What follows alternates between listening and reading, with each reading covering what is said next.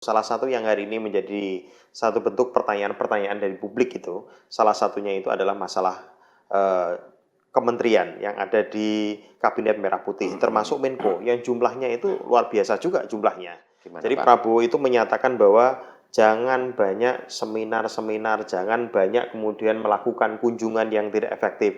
Saya melihatnya potensi yang ingin dilakukan oleh Prabowo, itu potensi yang kemudian dilakukan oleh gaya-gaya militeristik. Siap. Dan kabinet juga harus serius bagaimana mereka jangan sampai menimbulkan polemik-polemik yang kemudian merugikan Pak Prabowo sama Mas Gibran sendiri. Betul. Sehingga kemudian ke depannya optimalisasi daripada fungsi untuk mencapai kepentingan masyarakat itu kemudian dapat dimaksimalkan melalui program-program yang sifatnya strategis.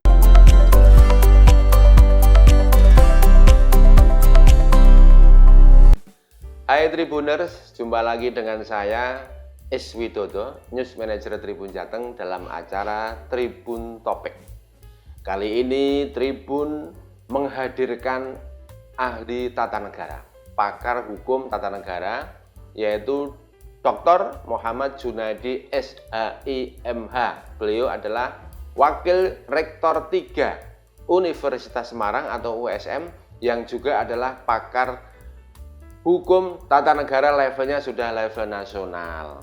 Hari ini kita akan membahas panjang lebar tentang kabinet sesuai keahlian beliau, yaitu ahli hukum tata negara. Assalamualaikum Pak Jun. Waalaikumsalam Pak Is. Boleh menyapa Tribuner? Ya, rekan-rekan Tribuner, selamat siang, salam sejahtera untuk kita semua. Terus semangat, kayak Pak Is Widodo. Semangat dengan kabinet merah putih ya Pak Jun. Kabinet Merah Putih, kabinet pembaruan Oh Indonesia gitu ya. Maju. Pak Jun, sebagai Iya, Pak Is. ahli hukum tata negara, Iya, Pak Is. kita menyoroti tentang kabinet merah putih.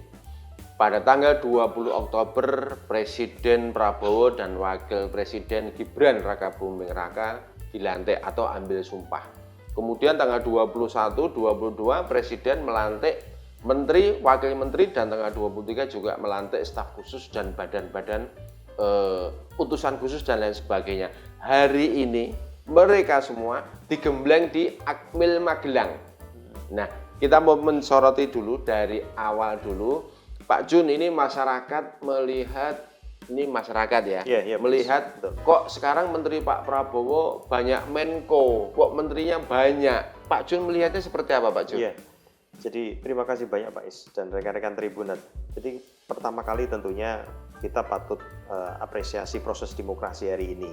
Bagaimanapun bentuknya seperti itu, akhirnya kemudian pelantikan itu bisa dilaksanakan dengan sebaik-baiknya. Alhamdulillah. Nah, terlepas daripada ada polemik kurang ini, kurang itu, evaluasi ini, tentunya memang menjadi hal yang kita perlu patut evaluasi terus-menerus. Salah satu yang hari ini menjadi satu bentuk pertanyaan-pertanyaan dari publik itu, salah satunya itu adalah masalah kementerian yang ada di Kabinet Merah Putih, termasuk Menko, yang jumlahnya itu luar biasa juga jumlahnya.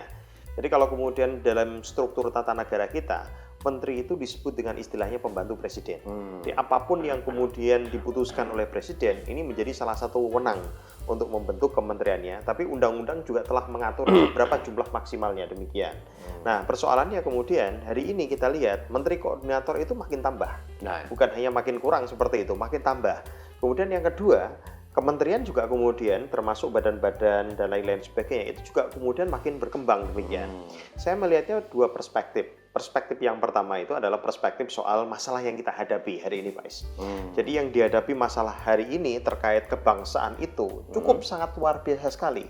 Jadi contohnya kita lihat ya, ada kementerian bagian hukum HAM seperti itu, Menko Polhukam, politik hukum seperti itu, yang itu kemudian dipisah koordinatornya. Iya. Ya, ini tentunya dua hal ini kemudian dua hal yang kemudian berbeda konteksnya.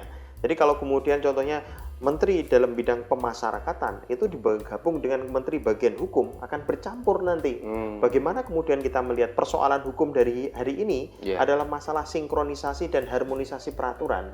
Kalau kementerian terlalu banyak, kalau kementerian menjadi banyak seperti itu, kita tentunya berharap itu semua akan menjadikan presisi dalam menangani masalah. Satu itu. Yang kedua kemudian masalah itu lebih banyak terfokus untuk diurai. oh gitu ya. Nah, sehingga kemudian harapan besar dengan jumlah menteri banyak ini, itu pikiran-pikiran Pak Prabowo untuk menerjemahkan apa yang efektif, bagaimana yang strategis, itu harus dijabarkan oleh menteri-menteri tersebut. Siap, Pak Jun, luar biasa penjabarannya panjang lebar. Dan terus khawatir masyarakat, Pak Jun, dengan banyak Menko, banyak kementerian, apakah tidak bengkak anggarannya, Pak Jun? Iya, betul Pak. Jadi kalau kemudian secara logika jumlah menterian itu semakin banyak, orangnya banyak, maka kemudian anggaran yang dikeluarkan akan banyak.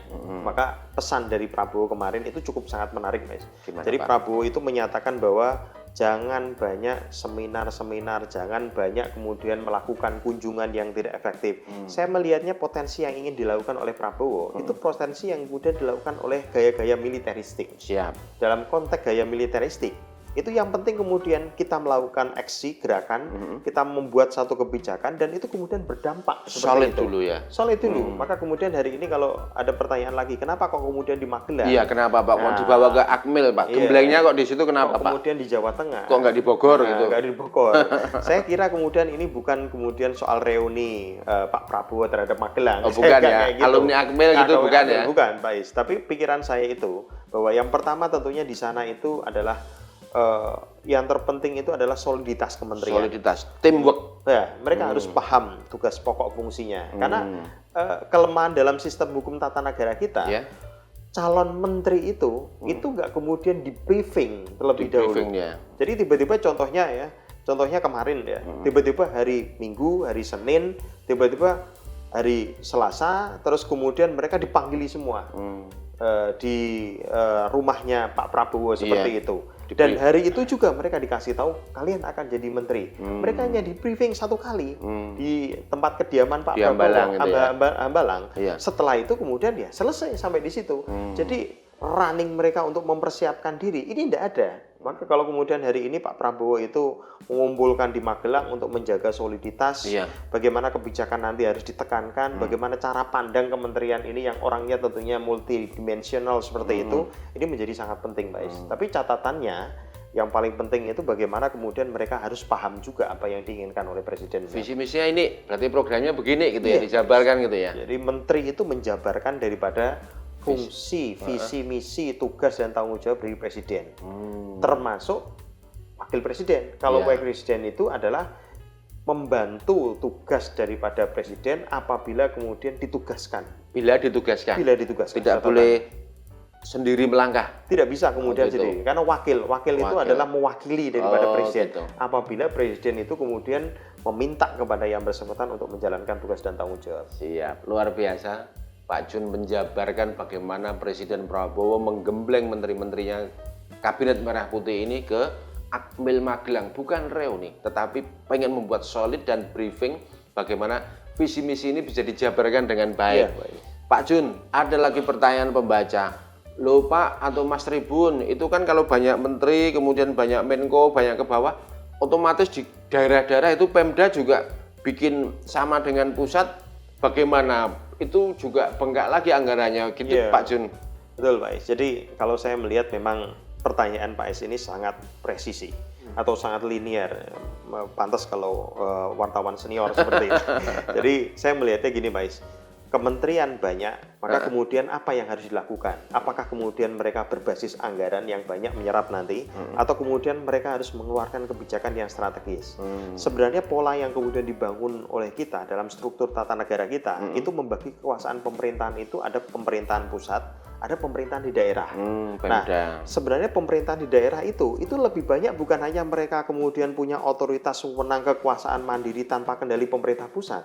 Mereka itu punya dua tugas. Tugas yang pertama itu menjalankan asas otonomi. Atas otonomi. Mereka Ya. punya keleluasaan dan lain-lain sebagainya. Yang kedua ini yang paling penting. Ya. Mereka menjalankan tugas pembantuan. Oh, dari pusat. Dari pusat, Pembantu Pak. ya, Pemda tugas membantu pusat. ya. Betul, itu sebutannya di dalam pasal 18 Undang-Undang Dasar 45. Jadi kalau kemudian kementerian, apakah kemudian nanti harus mengeluarkan tanggung jawab biaya seperti itu untuk actionnya sampai ke bawah? Ya, saya kira levelnya mereka membuat satu policy, itu yang paling penting malah. Kebijakan yang nantinya dieksekusi oleh pemerintah yang ada di daerah, yang itu mengamankan kebijakan secara makro nasional. Luar biasa. Gitu, Pak. Bundes, ternyata ada gunanya untuk di pemerintah daerah itu melaksanakan membantu tugas pusat dan juga otoritas Iya. otoritas di daerah gitu Di ya Pak daerah. Jun ya. Terus nanti otomatis apakah misalnya DAU, DAK itu dari pusat ke daerah itu kalau nggak sesuai dengan linearnya apa yang mungkin Pak Jun? Ya, saya kira kemudian proses kebijakan yang dibuat oleh kita itu akurat mungkin. Maka saya lihat beberapa kali ya, dan ini kemudian didukung juga oleh Pak Gibran seperti itu sebagai wakil presiden, cukup menarik komposisi dua orang ini. Pak Prabowo itu kemudian mengarahkan bagaimana kemudian kita membuat kebijakan untuk kepentingan rakyat langsung, untuk kepentingan bagaimana kemudian menjamin hak-hak masyarakat. Bahkan itu kemudian diulang-ulang lagi. Maka yang kemudian menarik ya, kalau bicara soal hak asasi manusia, itu kan ada kementerian sendiri, Natalis Pigai seperti itu.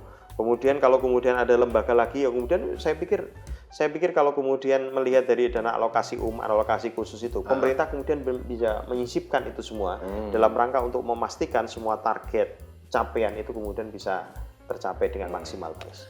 Pak Jun, waktu Pilpres ada 3 paslon. Kemudian waktu pelantikan presiden ada yang datang, ada yang tidak, mantan paslon-paslon itu. Menurut Pak Jun, ya sekarang kan juga maaf ya, PDIP dan Nasdem juga tidak masuk kabinet. Tetapi kalau ditanya mendukung pemerintahan Prabowo, tapi tidak harus masuk dengan kabinet. Ya ini sudah mulai masuk ke politik, tapi hukum tata negara masih nyambung ke situ ya Pak Jun ya kira-kira. Kira-kira bagaimana apa yang harus dilakukan oleh Presiden dan Wakil Presiden termasuk tim Kabinet Merah Putih ini meyakinkan publik masyarakat Indonesia termasuk mereka-mereka yang kemarin paslon-paslon dan pendukungnya itu biar solid mendukung arah kebijakan Presiden. Iya, saya kira yang pertama soliditas itu malah di kabinet, Pak Is. Kabinet harus solid dulu.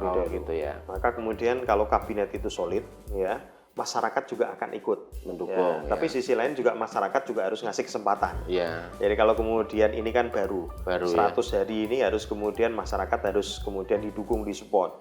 Kalau kemudian dikatakan ini pemerintah ini salah ya. Kalau kita cari kesalahannya semuanya pasti dapat banyak seperti itu. Ya. Tapi kemudian untuk menguji keabsahan, kesohihan daripada kabinet ini dikasih kesempatan ruang yang terbuka.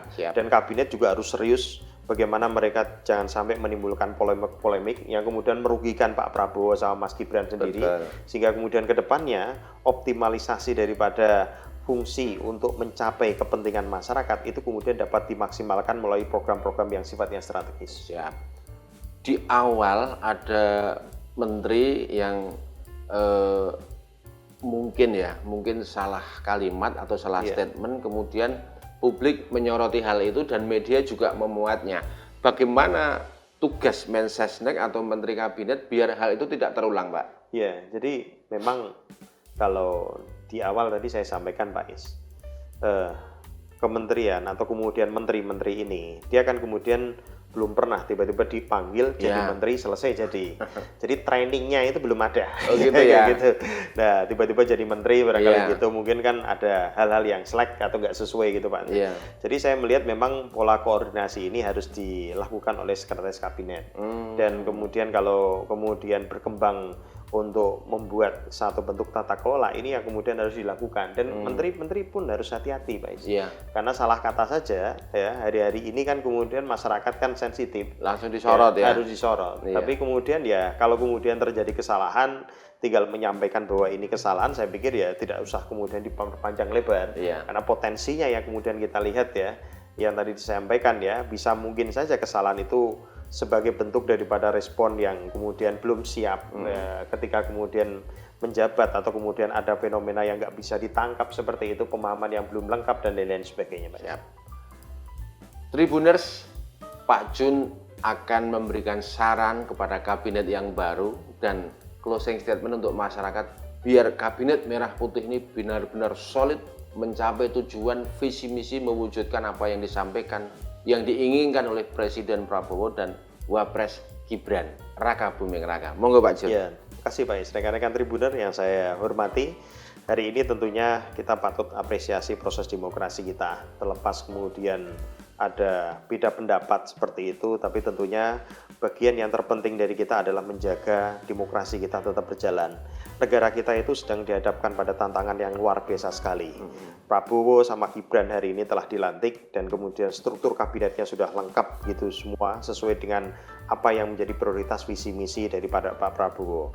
Tentunya perlu kemudian kita berikan satu bentuk dukungan dalam rangka untuk memastikan capaian-capaian itu kemudian tercapai. Tapi tentunya masukan-masukan secara konstruktif ini juga harus diupayakan dalam rangka untuk menjamin proyeksi atau kemudian capaian pemerintah itu bisa dilaksanakan sesuai atau untuk mencapai kesejahteraan dan kepentingan masyarakat. Saya beri advice. Baik, terima kasih Pak Jun. Tribuners, diskusi ataupun Tribun Topik hari ini bersama Dr. Muhammad Junadi SHY MH bisa disimak hasilnya tayang di video Tribun Jateng dan di koran cetak Tribun Jateng maupun di online tribunjateng.com. Jadi Tribun ini adalah multi platform, ada digital, ada koran cetak, dan ada juga video. Terima kasih, kita saksikan dan kita nantikan tokoh-tokoh yang berikutnya juga luar biasa di Tribun Jateng. Terima kasih. Assalamualaikum warahmatullahi wabarakatuh. Waalaikumsalam.